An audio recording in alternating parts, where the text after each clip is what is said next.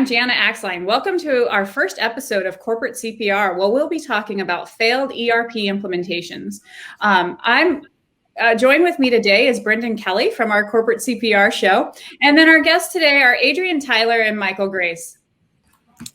Yeah, hi, I'm Adrian. I'm managing director of a couple of companies, All About Expert in Australia, which is a project delivery firm with a strong track record in ERP implementations. And I'm also executive director for AdCorp Holdings Australia, which is a professional services group. Great. And Michael Grace. Hi, I'm Michael Grace. I'm a director with RPI Consultants. And I lead our Infor ERP practice as well as our healthcare practice here. And then I also am leading a blog and some thought leadership under the name Tech Pro Unicorn. So we have a podcast, we have a blog, all about ERP and in the corporate world. So very, very synonymous to what we're going to talk about today. Great. Well, you know, what I want to kind of frame with is ERP is something that we've that's been in the industry for decades, and I would think that many people out there might even feel like it's becoming a stale term, right? Like when you think of ERP, you think of those large, clunky systems that, you know, they're just there to do finances and your general ledger and, you know, accounting and supply chain. And those are the guys that use it. And it's just, it's the product of the 80s. So I'd like your guys' thoughts on what is the future of ERP, because that's really not seeming where the industry is headed. Yeah. Well, would you like me to kick that off, Jana or Michael? Sure.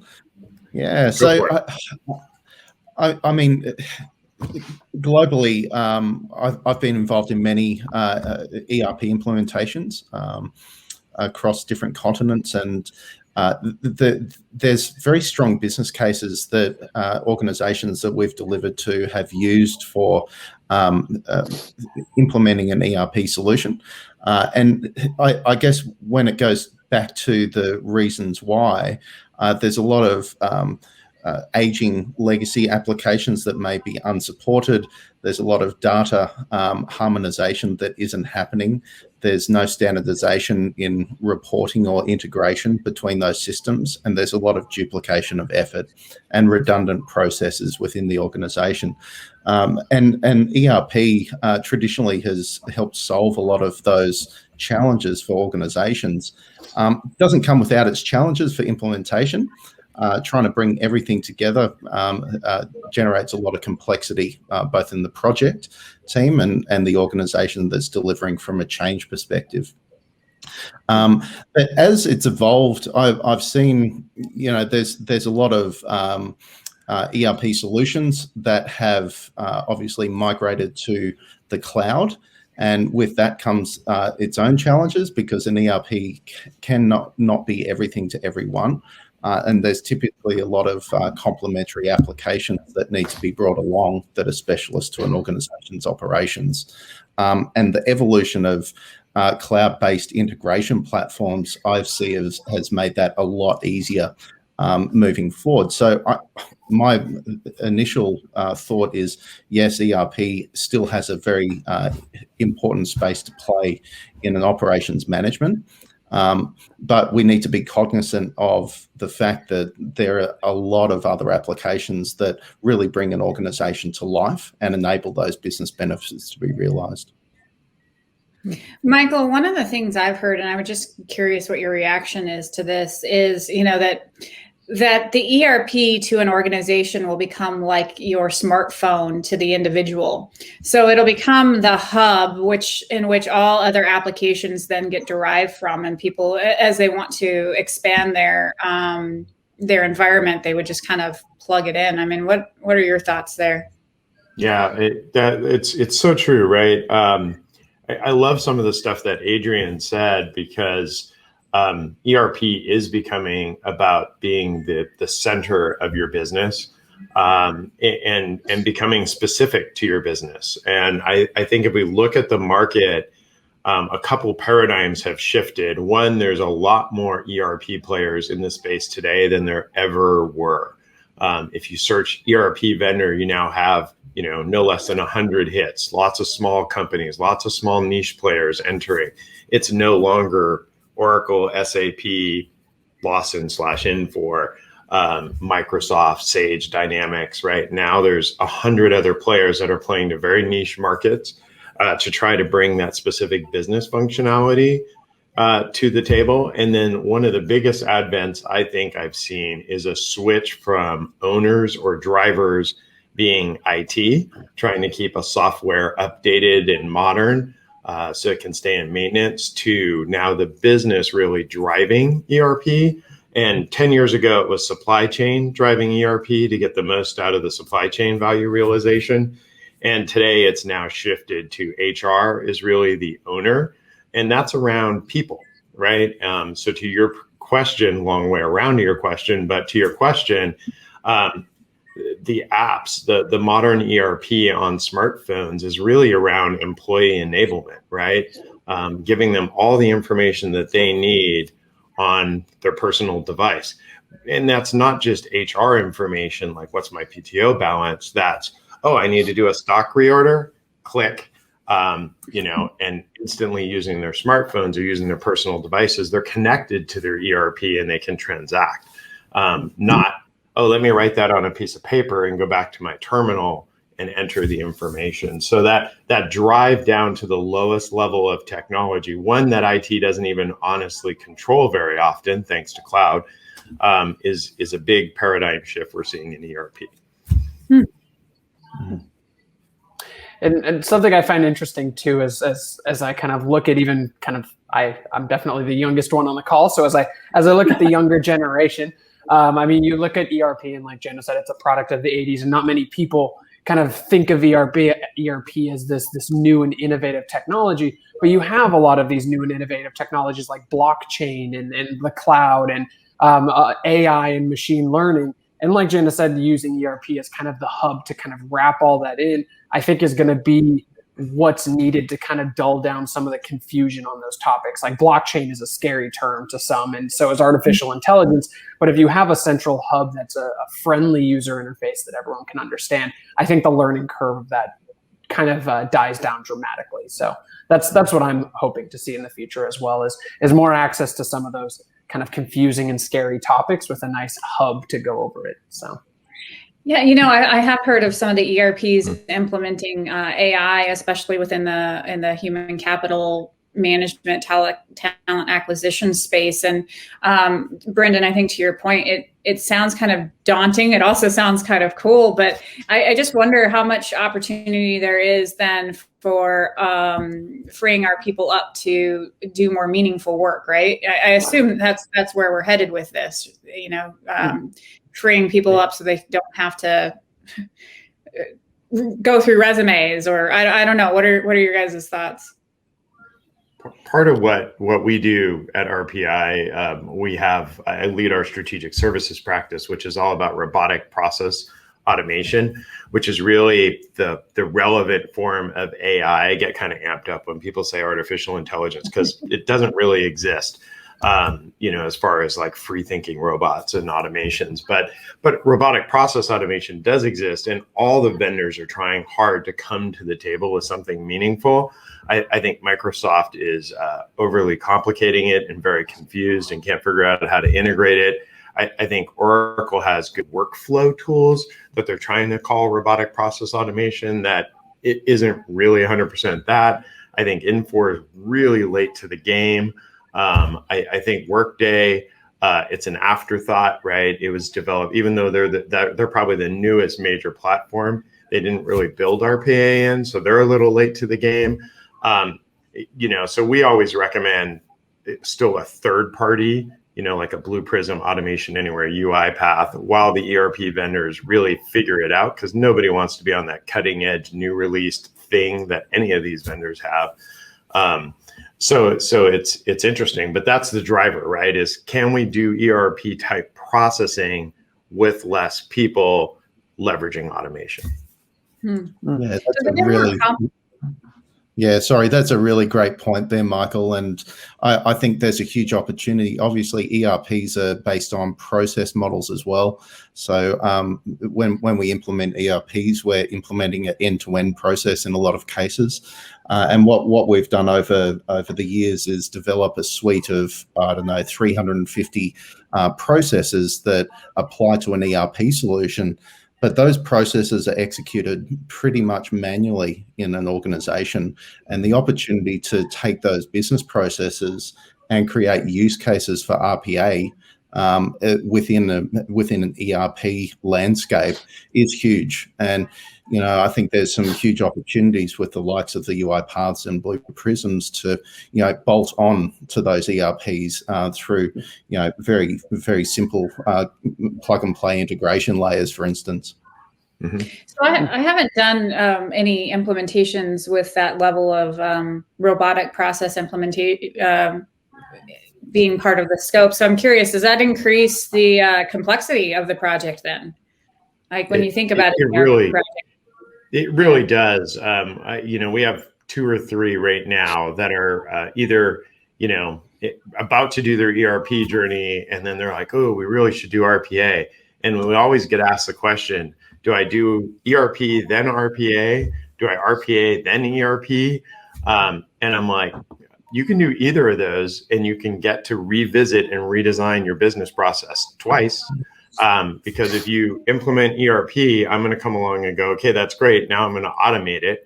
Or if you do RPA and then you bring ERP to the table, your new ERP, well, now I have a new tool set that I have to re-automate for, right?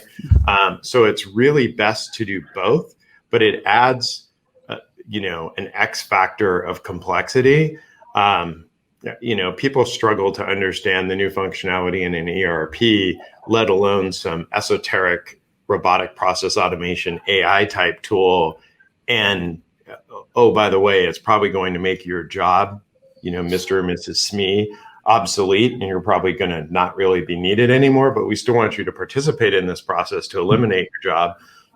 So it creates all kinds of not only complexities from a technology perspective, increase in cost, increase in scope, increase in timeline, but it's really the right approach. Otherwise, we're having to touch everything twice. Well, it sounds like a huge change initiative then as well, which I don't know about your guys' experience, but I find most organizations leave change as an afterthought. So they're IT-driven implementations with no real thought to how does that change people's day-to-day jobs. Yeah, absolutely. And along with the RPA conversation, I guess there's some other complementary add-ons to an ERP foundation layer that I'm seeing coming through that will have huge future benefit for not only organizations, but communities or cities. And that's in the chatbot area. And the link back to a RPA process or an automated process for ensuring communities are looked after. For instance, a city might have chatbots looking over social media and picking up that there's a pothole on a road somewhere. And so that someone will take a picture, they'll put it on social media. Someone might, the bot might pick it up from social media and immediately create a work order within the city to go and fix that pothole.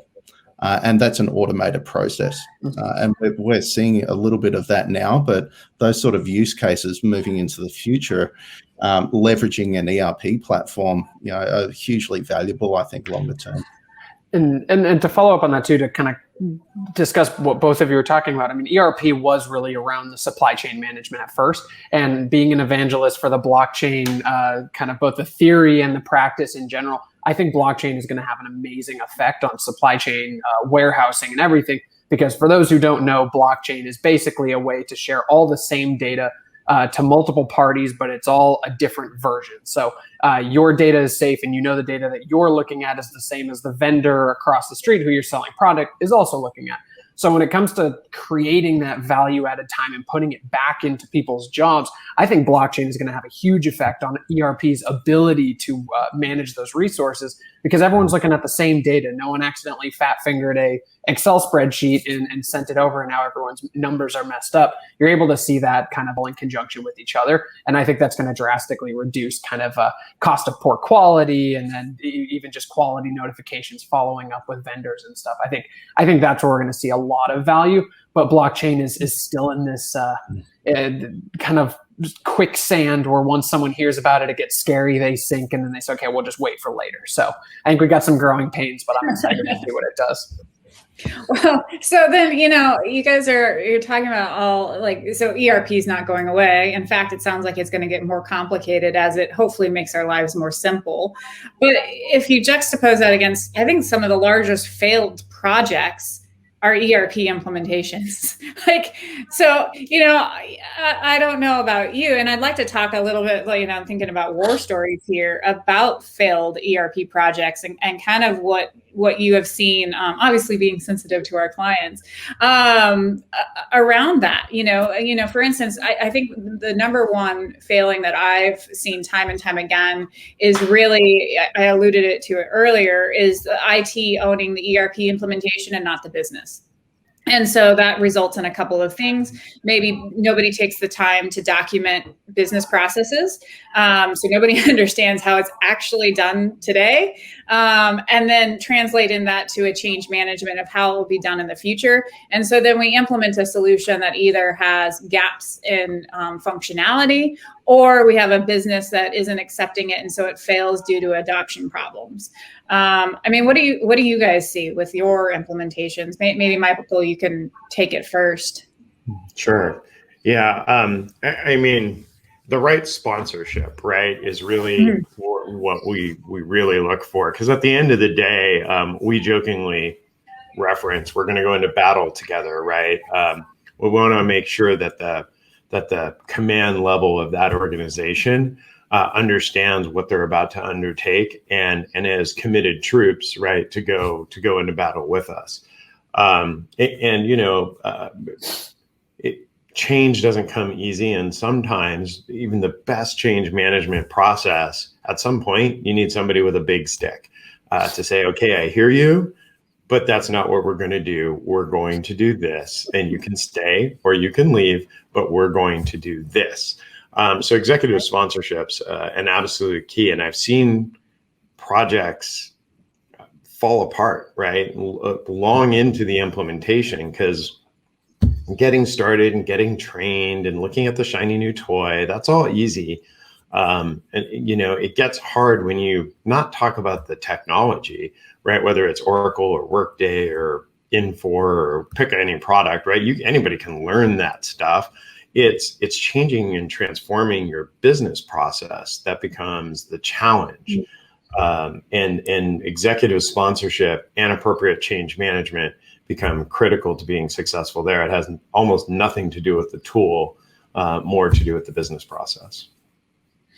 And Adrian, I know you've been a part of some massive ERP implementations for global companies. And I think those, from my understanding, went well. But what are your learnings then, comparing what went well there versus the ones that have failed? What are kind of those failure points? Although I haven't personally been involved in failures, there's always challenges, right? And the challenges are many and varied, and we take some good lessons out of that. But I think the cost overruns that lead to a project failure, as Michael alluded to, at the sponsorship level, that translates down, if you don't have sponsorship, to lack of business buy-in by your business leaders across the organization into the target state, and as a result, that kind of inadequately gives the business an understanding of what we're going to deliver, and that leads to a poorly developed solution. Right. So the other side of that is what I see a lot is organizations selecting as an implementation partner the software company themselves, right, rather than a system integrator. And I'm seeing that quite a bit more as time progresses. And we all know that there's 100 things on a project that need to be done. A software company knows how to do about 10 of those 100, right? Software companies know their technology, and they know how to implement the core technology components. But there's many other things on a project that need to be done by the business, and the business may not have the capability or capacity to deliver those components. Things such as their enterprise architecture, their business process model, the acceptance testing of a solution, the data migration, so on and so forth, the project management, the change management. And those are things that software companies typically are not geared up to. And that's where implementation partners really thrive. And that's what they're positioned for, because that's their business on a day-to-day basis. So I see some of those lessons coming through, but what that really translates to, I guess, is setting up the project for success from the beginning. And some of those things that I see that we need to focus on is focus on a best practice model for business processes, for your data, for your integration, and develop a minimum viable solution very early, right? So the old days of waterfall, where you see the solution when you enter your test phase, your user acceptance testing phase, right? We need to see that solution right up front. These solutions have been around for long enough now that we should have a pre-configuration ready to go right at the start of the project. That should give us the line of sight and align our solution to our strategic outcomes and the measures that we're tracking against from a requirements perspective. The other thing that I see a lot of is there's a lot of customization that customers tend to want to do, right? So we're different, we're special. Exactly. So stay as close as possible to, that standard product. And also the other thing that I see customers getting involved in throughout a project, especially if a project is a long one, is they tend to do a lot of changes to their legacy systems, which impact the future state of a project or a new solution. And that really drives a lot of change and on the project itself, and a lot of cost associated with that. So there are a few things that come to mind in that sense. I love what you said about the vendor, right? If you think about that, there's just an inherently built-in conflict of interest with having the vendor who owns the software also do the implementation. Are they gonna tell you about the flaws with the software? No, they're gonna try to bury them and hide them. It's like you don't give the same person both of those things. They usually don't have the skills like you alluded to, but to me, there's just an inherent conflict of interest in doing that. And they're usually the cheapest because they bury some of the cost of the implementation into the software sale. And that doesn't mean you're getting a great value. That just means you're getting a way cheaper approach to your implementation. And the cheapest approach is never the best approach. These are large, complex, hairy, scary deals. Even if you're at a mid-tier software like a Sage or such, they're far more complex because there's more features and functionality, right? There's more that you have to talk about and address and design. And even some of the canned solutions, right? It's still new technology that you don't have today.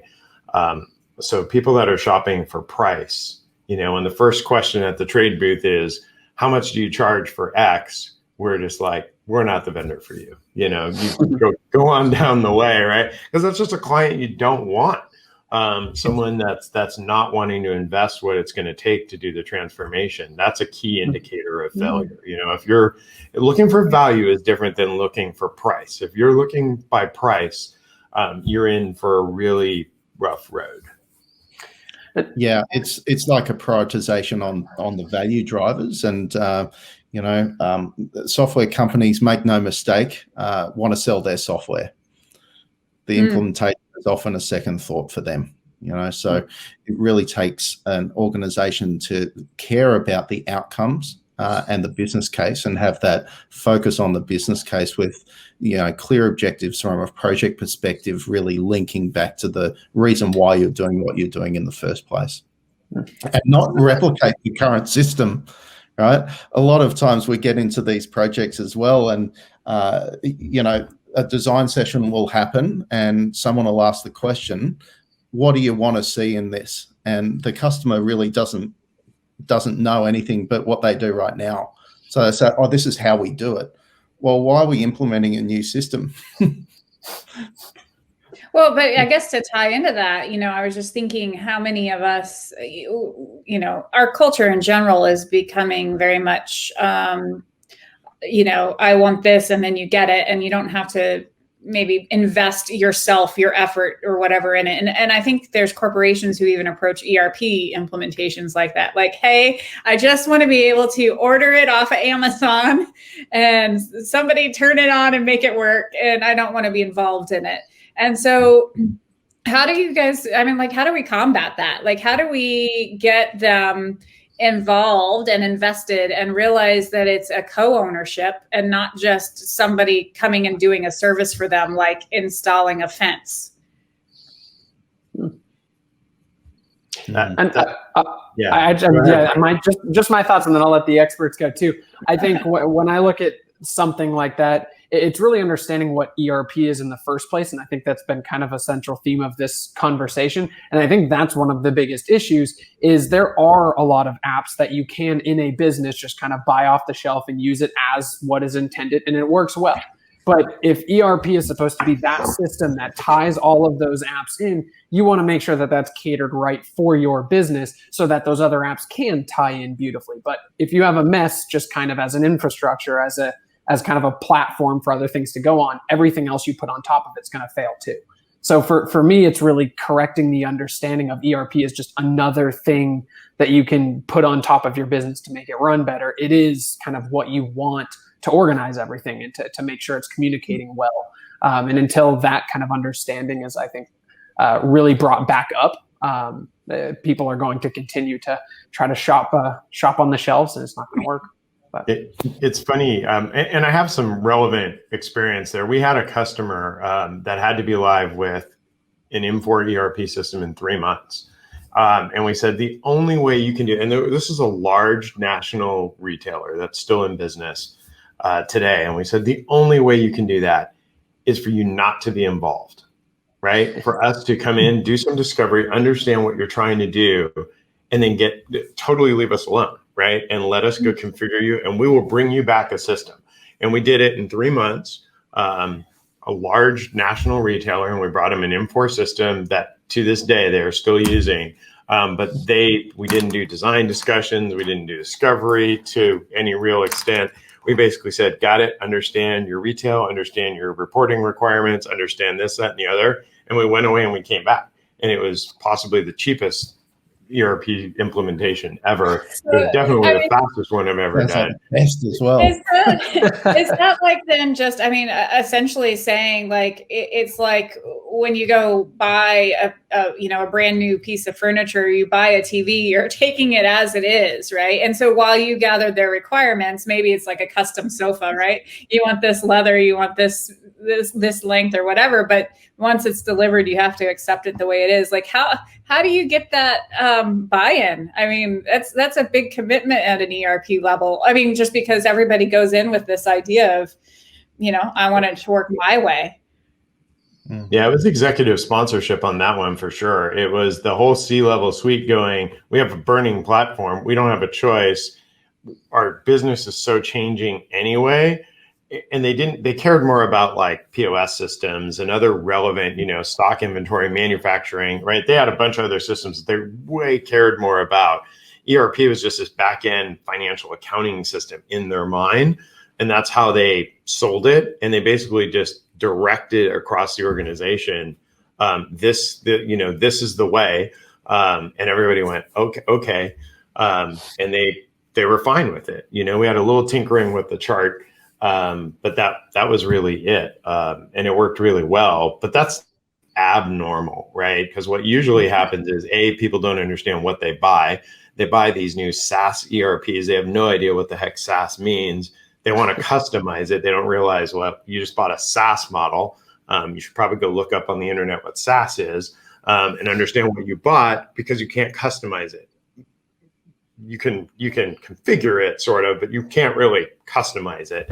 And it's amazing to me how many people buy SaaS ERPs in the cloud and have no idea what they bought.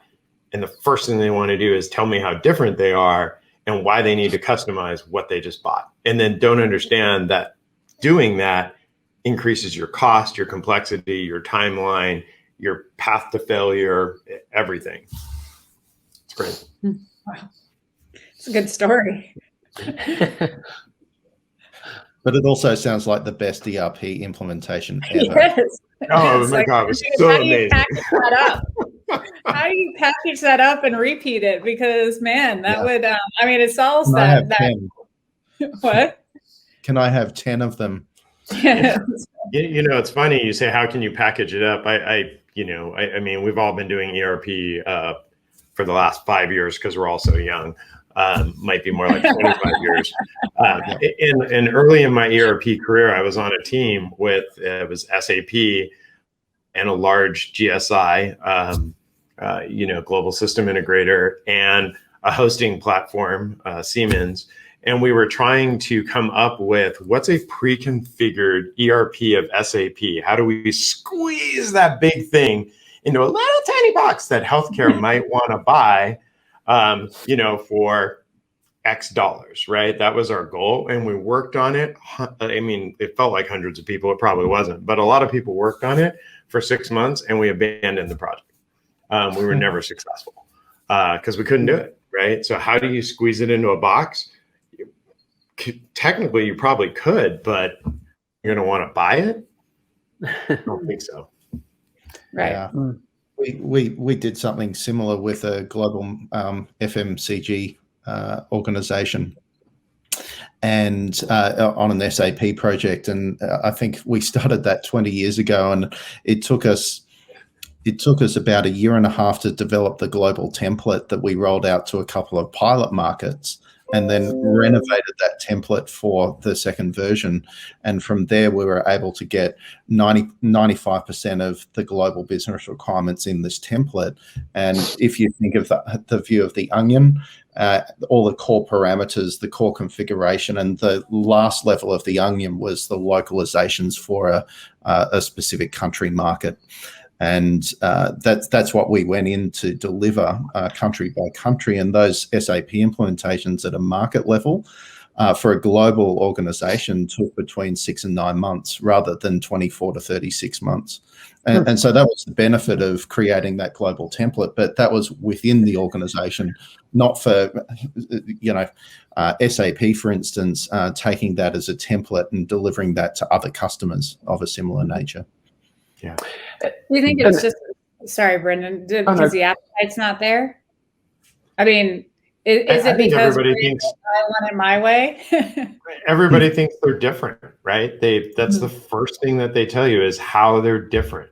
And I don't mean to insult any of my previous healthcare customers, but at the end of the day, you render care to patients, and you need to account for that, and you need to supply that, and you need to pay and manage the people that do that function.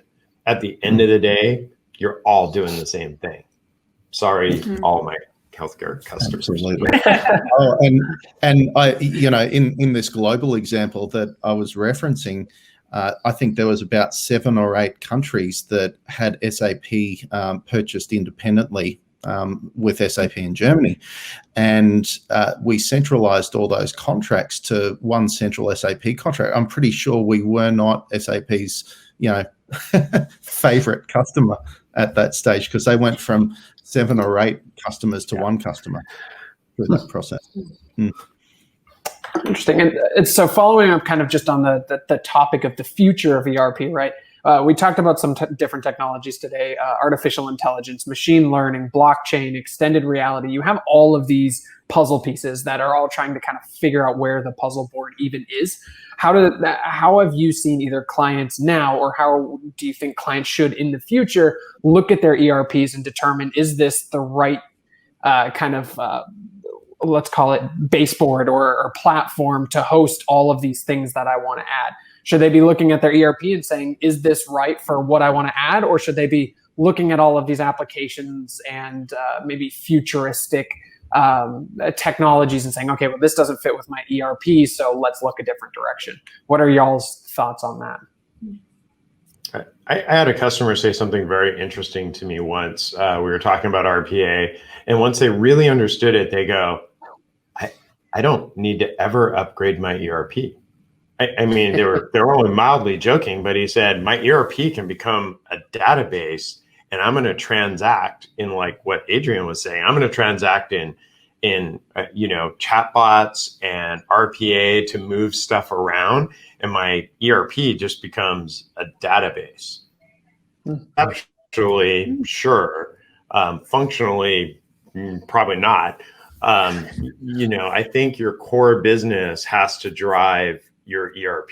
We're helping do an ERP selection right now for a they're in the Forest Service, without being too specific. They're in the Forest Service industry, and they're looking across all these ERPs, and they're like, well, this is what we need. And I'm like, there is no ERP out there that is focused on the forest industry. Let me tell you that. Like, there is not. I've looked at hundreds of ERPs. Nobody's like, we're the ERP for the forest industry.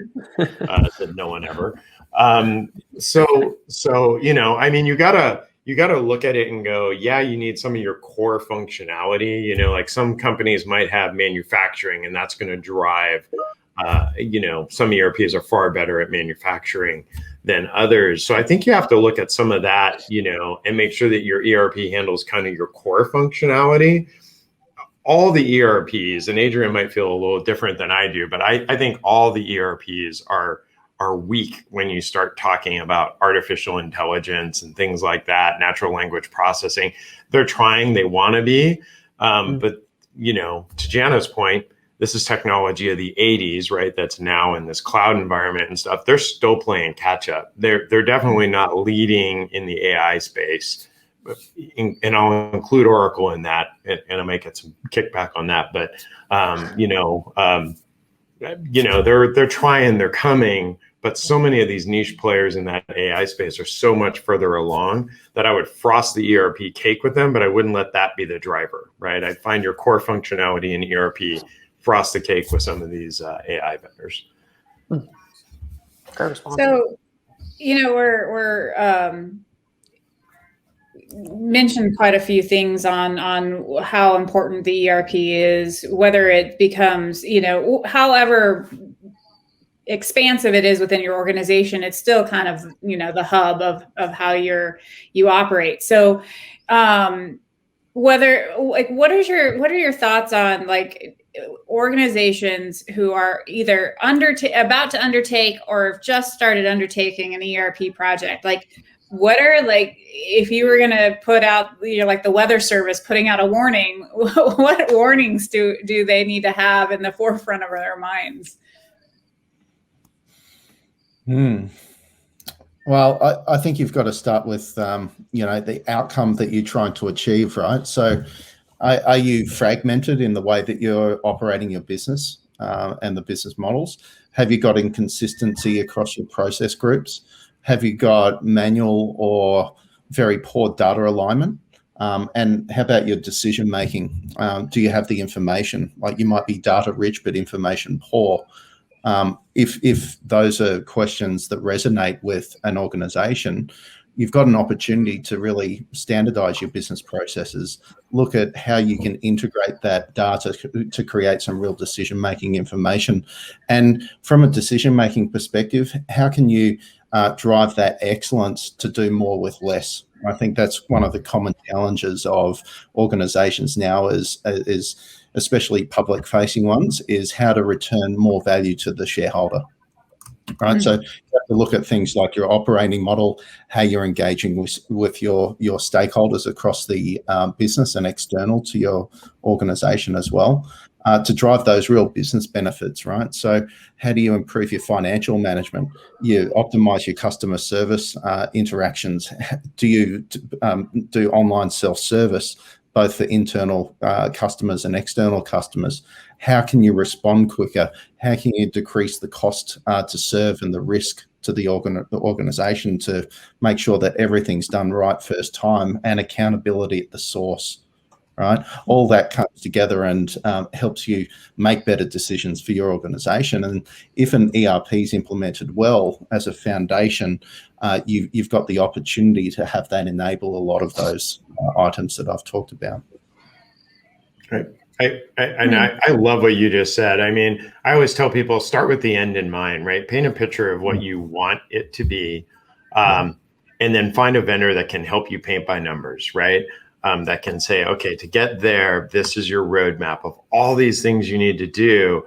And the other term that I always use, we do a pre-planning engagement, which a lot of our customers are starting to purchase, because these are big and they want to understand what it takes and they want to budget. And these are the companies that are successful because they understand their internal commitments as well as the financial spend they need to make. So I always say you can plan now or change order later, right? And the choice is yours, and your vendor's happy to help you in either capacity. But if you underestimate this thing, you're not going to be successful. You're going to wind up going back to your board and having these uncomfortable conversations. So start with the end in mind, plan appropriately up front, understand what you're about to undertake, and really, I also call it, I have another saying called stuck at start. Get stuck at start for a reasonable amount of time. Understand every aspect of, where are you in a maturity for change? Do you need help with change management? What's your RICE, your reports and integrations and such? What's that complexity? How much tech development time do you need, right? These are areas that companies always underestimate and always fall down on in implementations. So understand that and have that honest conversation. And maybe you can't afford to do it this year and you need to save up and wait till next year, right? But don't half-ass it going in, because that's your path to needing some corporate CPR. I think exactly. I think that goes back to what you said earlier about it's okay to look for value, but don't necessarily look for cheap. So don't go out there, trying to skimp, go and do it right once, because I think we've all found that in the end, they end up spending the money anyway, because the project starts to fail, they have to recover it, whatever. And so you're better off knowing ahead of time what the commitment is, both financially and even resources, right? I think that's another thing is people, these projects get significantly under-resourced. And then it's even more expensive trying to recover it. Oh, fantastic point. And it does look like we are coming up on time. So I did want to just wrap us up, and Michael and Adrian have an absolutely fantastic today. And just looking back at our conversations, talking about the future of ERP, it's great to hear from people who have been boots on the ground for quite honestly much longer than I have. But it's great to see that ERP really is going to be sticking around and probably becoming more of a central role in a lot of people's lives. I think right now it is, but not a lot of people fully understand that. And as we've discussed, I mean, it's going to, as we explore these future technologies, blockchain, AI, just all of these cool things, ERP can be that one solution that is able to wrap those up, make it easy to understand, easy to learn, as long as companies are actually willing to understand the ERP that they're bringing in. And that's not just going shelf shopping. That's not using the software company that you're buying the ERP from to come in and just give you a kind of a bland package. It's really understanding what your business needs and bringing that in so that you're not having to go shopping 2 years later because what you brought in didn't work out. But I definitely want to thank both Michael Grace, Adrian Tyler. Thank you so much for your insights. Hopefully have more of these in the future, and I'm excited to see the future of ERP.